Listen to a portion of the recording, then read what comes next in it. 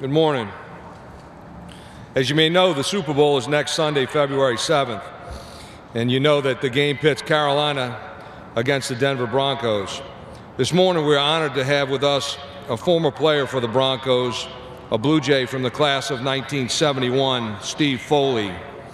As part of the golden anniversary of the Super Bowl, the NFL is recognizing schools and communities that contributed to Super Bowl history and positively impacted the game of football. The NFL is presenting a commemorative golden football to high school teams across the nation for every player who graduated from their school and was on an active Super Bowl roster. Steve Foley played his entire 11-year NFL career from 1976 to 1986 as a defensive back with the Denver Broncos.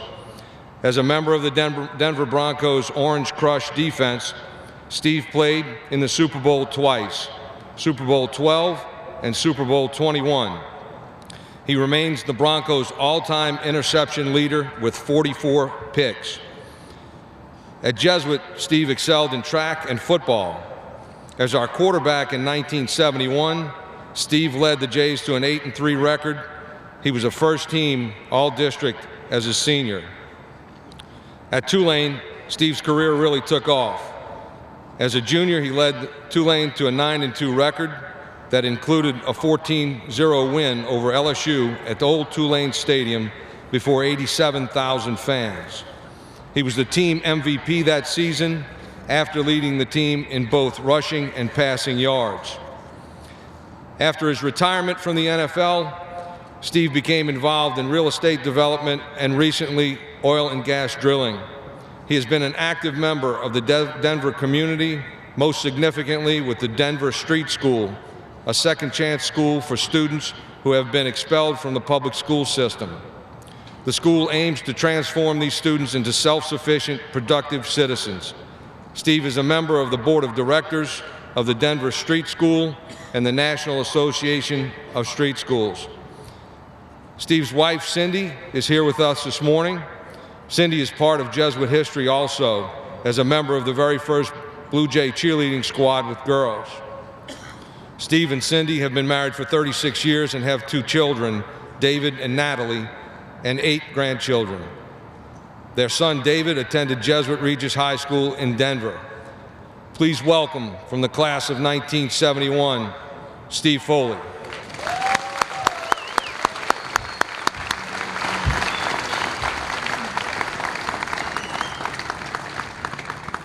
The citation with the golden football reads, "The National Football League honors Jesuit High School and its role in developing and supporting the career of Steve Foley, who was part of Super Bowl history, playing for the Denver Broncos in Super Bowls 12 and 21.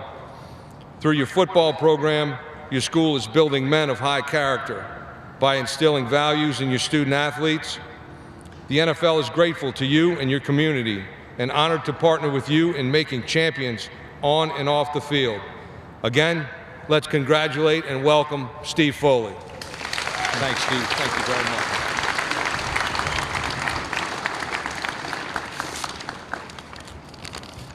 It's great to see a sea of blue again, and the building's changed quite a bit since I've been here.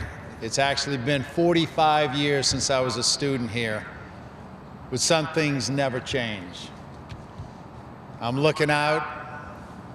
The only regret I have about this new complex is that this is where we used to play intramurals, right here. But you got a nice grass field. We used to have asphalt. So, but one of the things I definitely want to congratulate Father McGinn, Coach Sanji, and Jesuit High School on bringing back a state championship in football to Jesuit High School 2 years ago. We were hooping and hollering all the way up in Denver, and that's a big milestone. So thank you for that, Father McGinn and Coach Sanji, and all the team that played on that team. So, you know, I did get to play in 2 Super Bowls, one of them right here in New Orleans. And it was my second year in the league. But it didn't start there. It really started right here. This is the formation, the formative years of your character, right here. A little bit earlier, in 7th and 8th grade, you're kind of starting to become a young man, but really in high school is where your character gets set, where your habits are formed. Playing in 2 Super Bowls, like I said, didn't start there. It started here at Jesuit High School, teaching me a couple of things about hard work, dedication, commitment, and never quitting. I got to tell you, I wasn't the biggest guy. I was 5'11", 165 pounds when I graduated from Jesuit High School. I really wasn't on anybody's list as a quarterback, but I wanted to go play with my 2 brothers who are here today. I got 3 brothers here today, Rob, Mike, and Richie. And you know, we all were at Jesuit at the same time. And I had another 3 brothers that went here. My father went here. My father-in-law went here. There's a tremendous legacy here at Jesuit High School. And I'm extremely proud to have 3 more Foleys populating the halls of Jesuit, with Mike, Richie, and Adrian Foley still here. And they're coming up through the ranks, and I'm extremely proud of them. But at Jesuit, my senior year, we didn't know who was going to be quarterback. We had a fantastic athlete who was a running quarterback, and I was a passing quarterback at that time. And they changed the whole offense. They made a decision to go with a passing offense, and we went 9-1 that year at Jesuit. And we did lose in the state playoffs to the eventual state championship team, West Jefferson.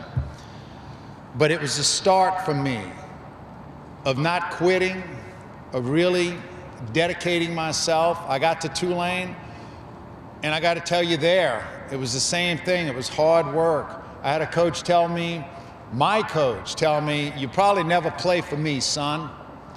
And I said, why is that, coach? And he said, I've been watching film on you. And I asked him, well, what film have you been watching? And he goes, I saw this game and this game. And I said, well, have you seen this game?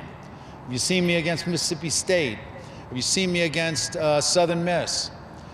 And I went out there, and my brother Rob told me, he said, don't listen to what people say to you. Go for your dreams. Go out and play as hard as you can. And good things will happen.